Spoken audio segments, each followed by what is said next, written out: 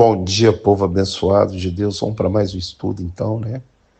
Do livro de Jó, capítulo 8 ao capítulo 10. E agora Bildade, o suíta, vai começar a dialogar com ele.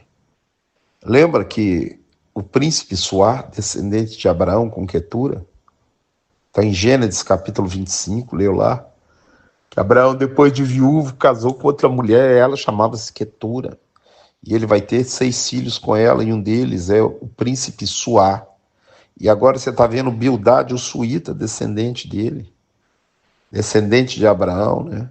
E agora ele vai dialogar com Jó. Lembrando, tudo amigo da onça, todos sem entendimento, né? Porque víamos o Jó na situação que ele se encontrava e diante de tudo aquilo que ele passou.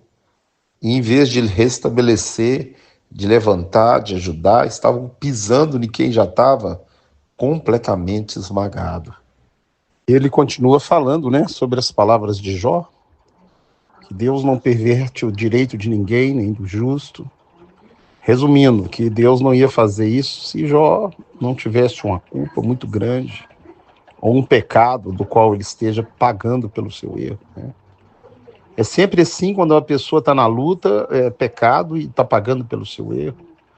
Mas no caso de Jó, a gente vê que Deus, os caminhos dele não são os nossos caminhos, nem o pensamento dele, os nossos, e cada um é individual, Deus trata cada um de uma maneira diferente. E no caso de Jó, era um tratamento específico. E no final do livro nós vamos saber o motivo do tratamento. Mas, repito, Jó é citado na Bíblia sempre como um homem íntegro, justo e reto, temente a Deus. Então, Bildade, o suíta, em vez de levantar, amparar, cuidar, o negócio foi acusar. E ele aconselha Jó a pedir misericórdia a Deus, porque se o estado dele é terrível, depois vai ficar bem, o último estado será melhor do que o primeiro. Mas sempre com um tom de acusação, sempre com um tom de justiça de Deus sendo feita na vida do Jó. E ele fala que o estado do Jó é das pessoas que se esqueceram de Deus, das pessoas que não andam com ele, ou seja, das pessoas que não têm nenhum pingo de intimidade, e esse é o fim deles, como o fim de Jó. Versículo 13 e 14, ele acusa Jó disso. Continua falando, Deus não rejeita o íntegro e não toma os malfeitores pela mão. E é interessante as palavras de Jesus, que Deus faz nascer o sol sobre justos e injustos, sobre bons e maus, que ele é bom até para com o mal. Olha Deus, você está vendo como é que os amigos de Jó estão frustrando, né, a palavra de Deus e deprimindo e deturpando aquele que já está numa situação ruim, terrível. E Jó é incapaz de responder a Deus. Ele fala, eu sei que não existe nenhum homem justo diante de Deus, nenhum. E a Bíblia diz que não há nenhum justo, nenhum sequer. Então, como que nós ficamos? Nós, é interessante que quando foi escrito o livro, quando Jó viveu, Jesus ainda não tinha morrido na cruz.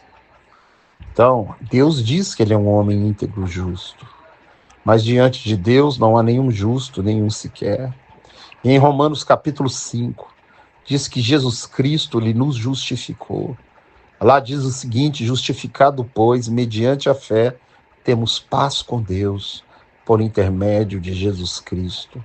E se não fosse Jesus, nós estaríamos debaixo da ira de Deus.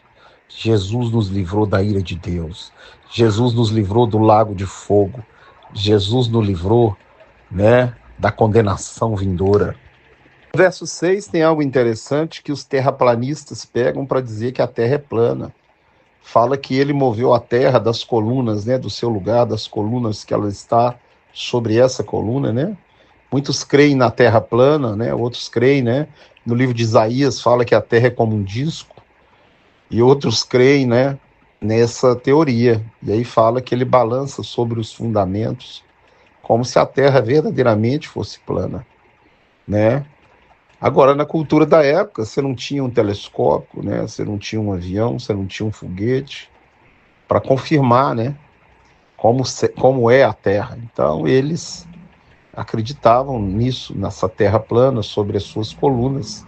E é o que Jó está falando, é uma curiosidade do livro. Leia aí o verso, ó, verso 6. Jó fala, eis que ele passa por mim e não vejo, né? E ele arrebata a presa, ou seja, Jó não conseguia ver Deus diante dessa tribulação, diante de tudo isso que ele está passando, e nós também somos assim. Diante das dificuldades, nós não conseguimos ver a mão de Deus, não conseguimos ver o Senhor, porque nós somos pó, somos carne. E Deus, mediante essas coisas, Ele vai nos moldando, Ele vai nos transformando, Ele vai nos polindo, Ele vai nos lapidando, porque Ele quer que a gente reine com Ele uma eternidade. E para isso você está sendo preparado. Leia Hebreus capítulo 5, versos 7 a 10. Olhe Jesus, Jesus foi provado em todas as coisas. E hoje ele é sumo sacerdote, segundo a ordem de Melquisedeque. E a aprovação na nossa vida, o apóstolo Paulo diz que a aprovação ela traz experiência, perseverança e esperança, porque o amor de Deus ele é derramado em nosso coração. Então Jó está ali querendo ver Deus nessa situação, buscando a Deus o motivo de tudo que ele está passando, e sendo acusado pelos seus amigos da onça. Agora no 15 ele diz, mesmo que eu fosse justo, ainda que eu fosse, ao meu juízo eu pediria misericórdia. A Bíblia diz que o temor de Deus é o princípio da sabedoria. E o que muitos cristãos não sabem é que Jesus ele não volta como cordeiro, mas ele volta como juiz.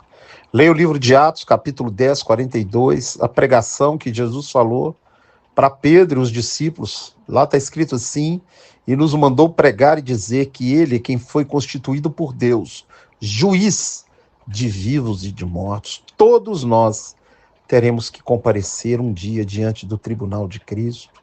E eu te pergunto, você está preparado?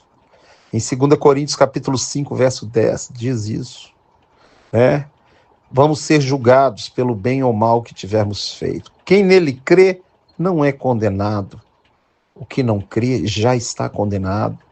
João capítulo 3, 17, 18. E hoje é o dia de você fazer a escolha de ser um crente verdadeiro, de ser um cristão, de ser uma bênção nessa terra, de não somente escutar esse estudo, mas de praticar a palavra de Deus, de abandonar a mentira, de abandonar o mundanismo, de abandonar as coisas erradas na sua vida, porque se o Espírito de Deus habita em você, ele vai te transformando de glória em glória à imagem do Santo, de Jesus Cristo, e você vai sendo mudado. Eu repito e falo várias vezes, eu não acredito em alguém que diz que teve um encontro com Jesus e não mudou nada. É mentira. Quem encontra com Jesus é transformado, é mudado, é restaurado, é curado, é sarado na sua alma.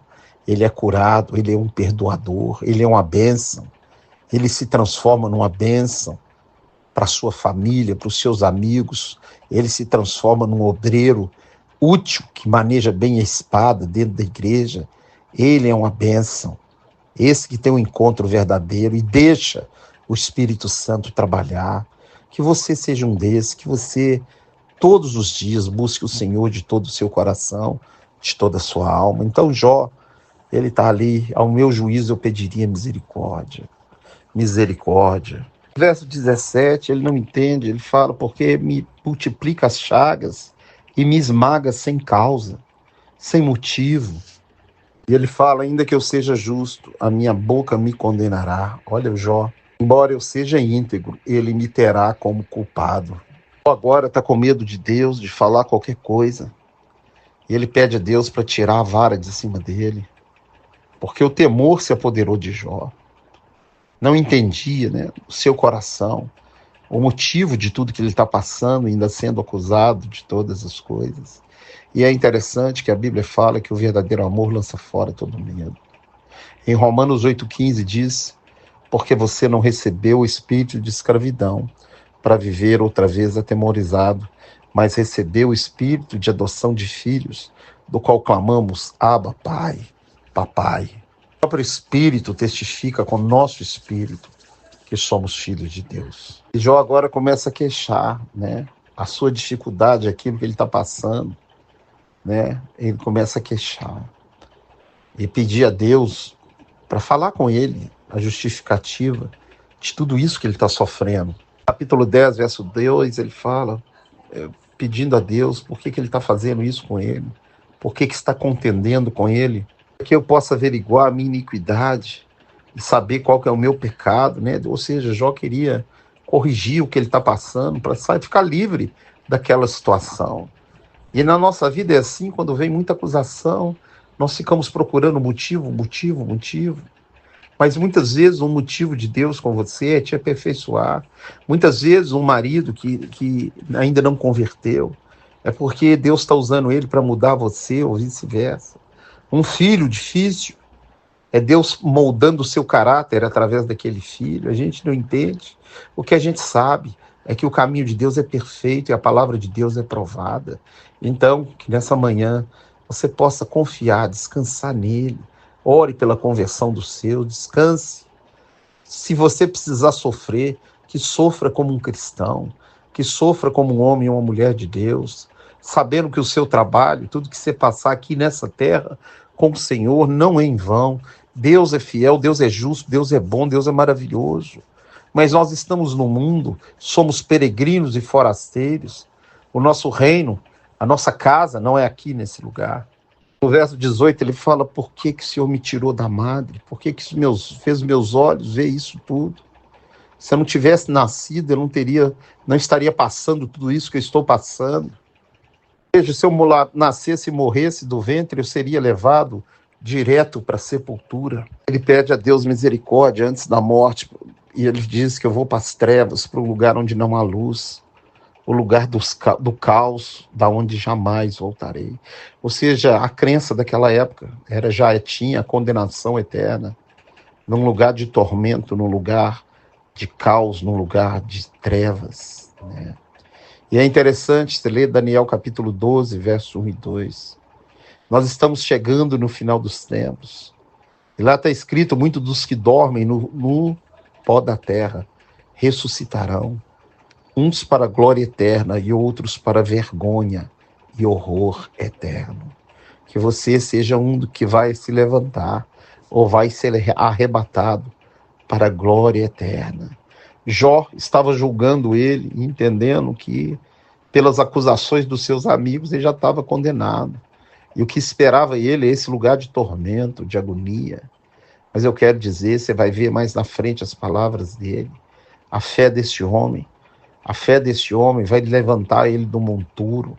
A fé deste homem vai Deus falar com ele, né? E quem sabe hoje, você quer ver Deus falar com você. Você fala, eu preciso ver Deus falar comigo, e Deus falou através desse estudo. Você tem que saber que você é uma pessoa importante para Deus. Você foi feito no ventre da sua mãe para ser filho de Deus. Mas a nossa vida é traçada de escolhas. Que você escolha Jesus, que você escolha o caminho estreito, que você escolha ser guiado pelo Espírito Santo de Deus. E que Ele te abençoe e te guarde. E te dê um dia abençoado, em nome de Jesus.